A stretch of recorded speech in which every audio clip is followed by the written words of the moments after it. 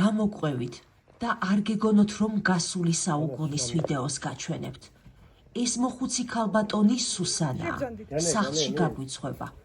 გვერდით ეს შეფერილი მასა ნაკელია. მას ოჯახი გასათბობად იყენებს.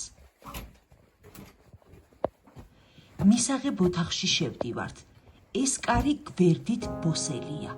დიახ, არ მოგესმათ, ბოსელი. ეს ოჯახი ორ მცირეწლოვან ბავშვთან ერთად ბოსელში ცხოვრობს. ძროხებთან და ქათმებთან ერთად. გინახავთ ოდესმე ასეთი გაჭირვება. თვალებს ვერ ვუჯერებდი ეს რომ დავინახე. და ეს ყველაფერი თბილისიდან დაახლოებით 200 კილომეტრში. ოჯახი, რომელიც კი არ ცხოვრობს, არამედ არსებობს.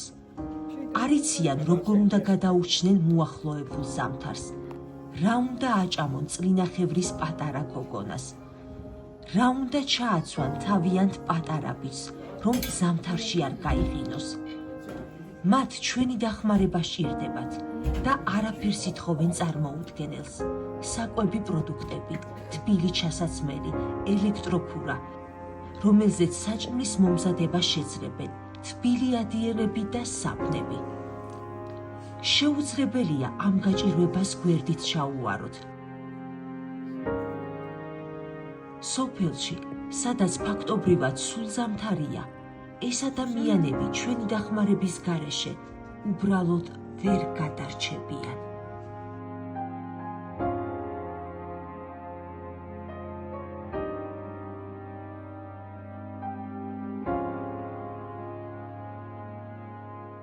გადარიცხეთ ნებისმიერი თანხა ჩერნოვეცკის ფონდის ოფიციალური საიტის მეშვეობით.